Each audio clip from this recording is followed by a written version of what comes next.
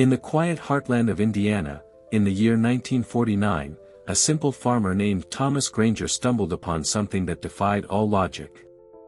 Beneath a patch of sun-scorched cornfield, his foot sank into soft earth, and moments later, the ground gave way, revealing a gaping hole. Thomas peered down into the darkness, expecting an old animal den, but what he found was not made by any creature of this world. The air that rose up was cold, metallic, almost electric. His instincts screamed at him to step back, yet something stronger pulled him closer. What ancient secret had been buried for decades, right under the boots of ordinary men? And why did it feel alive? This discovery would not only change Thomas's life, it would challenge the very history of America itself. Hit like, subscribe, and let's go. Thomas Granger was the kind of man you'd pass on a dusty country road and tip your hat to without a second thought. At 52 years old, he had spent every season of his life tending to the same stretch of farmland just outside the sleepy town of Millersburg, Indiana. His days followed a comforting rhythm: sunrise with black coffee, afternoons spent repairing fences or mending tractor wheels, evenings on the porch with his loyal dog, Rusty, by his side. His boots were always worn, his hands forever calloused, his heart steady and strong. To Thomas, there was nothing the earth could not heal.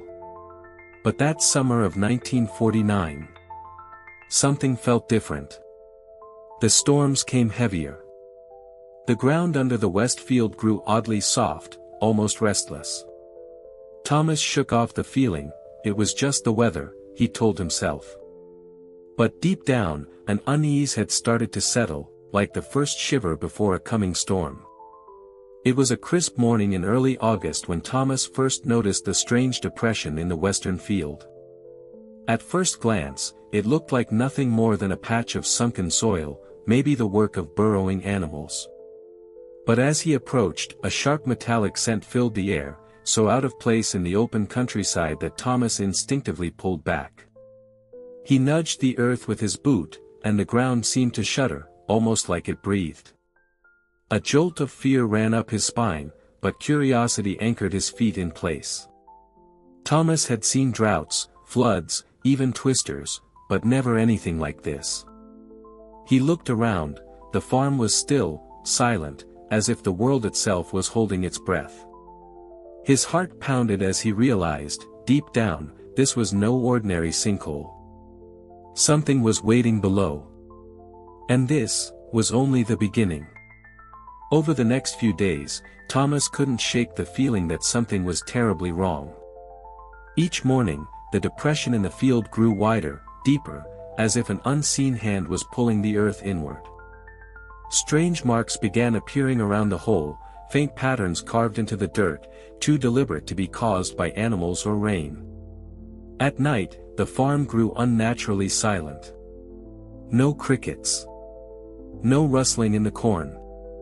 Only the low, almost imperceptible hum that seemed to vibrate from the ground itself. Thomas stood at the edge of the widening chasm, the cold air licking at his skin, the metal scent now thick and heavy. His instincts, honed over a lifetime of reading the land, screamed that something ancient was stirring beneath him.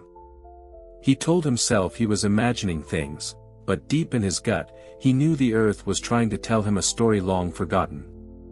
And he was about to listen. One restless evening, just as the sun dipped below the horizon, Thomas made up his mind. He grabbed an old lantern from the barn, tied a rope around his waist, and approached the sinkhole, now a yawning black mouth in the earth. With a deep breath, he lowered himself down. The air grew colder with every step.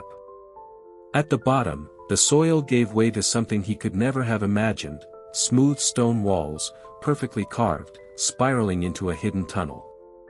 Thomas's breath caught in his throat. This wasn't natural. It wasn't even recent. His lantern flickered, revealing something half buried in the dirt, a rusted piece of metal, shaped like a plaque, with faint, almost erased letters, U.S. Military, 1864. His mind raced. What had the army hidden here, so long ago that the world forgot? His hands trembled. This was no accident. And he had just awakened something far bigger than himself. As Thomas moved deeper into the tunnel, his lantern light caught glimpses of the impossible, walls lined with corroded machinery, gears and levers crafted by hands not meant for farming or even simple warfare. Strange symbols, faded yet distinct, covered the surfaces, speaking in a language lost to time. Further in, he found crates, broken open, spilling strange metal devices that buzzed faintly, as if still alive after all these years. His heart pounded as a horrifying realization gripped him. This wasn't just a forgotten military storage site. It was something secret, something deliberately buried and erased. His hands clenched into fists. Had the government hidden experiments here? Or worse, had they found something they couldn't explain and chosen to cover it up? Fear gripped his chest, but deeper still, a burning sense of duty flared. Thomas knew he couldn't simply walk away. Whatever this was, it wasn't meant to stay hidden forever. And now, it was his burden to bear. Thomas barely had time to process what he was seeing when a low rumble shook the tunnel, dust raining down from the ceiling. He turned sharply, and froze. A dim light flickered deeper within the darkness, not from his lantern, but from something, or someone, moving toward him. Shadows danced across the walls, too steady, too deliberate. Panic surged through him. He wasn't alone. A figure emerged, wearing a faded uniform, the insignia too old to belong to any living soldier. Its eyes, hollow and unseeing, glowed faintly in the gloom. Thomas staggered back, heart hammering against his ribs. Was this a guard left behind? A warning? Or something even worse, an echo of the past, awakened by his trespass? The ground trembled again, and a choice crystallized in his mind: flee and pretend none of this happened, or push forward and face whatever was guarding the truth. His breath came in ragged gasps. This was the moment, and there was no turning back. The tunnel shook violently as the figure lurched forward, its movements jerky and unnatural. Thomas stumbled, his lantern crashing to the ground, plunging him into near-total darkness. Fear clawed at his chest as he groped blindly through the cold, damp air, the metallic hum growing louder, almost deafening. Behind him, the faint glow of the entity flickered, closing in with terrifying slowness. For a moment, Thomas believed it was over, that he had unearthed something he was never meant to find, and now he would pay the price. He thought of his farm, Rusty, the simple life he might never see again. But just as the shadow reached for him, Thomas's fingers brushed against cold steel, a hidden lever embedded in the wall. Without thinking, he pulled it. A low groan echoed through the tunnel, and somewhere deeper within, a massive door creaked open. A rush of fresh, warm air flooded the space, momentarily driving the darkness back.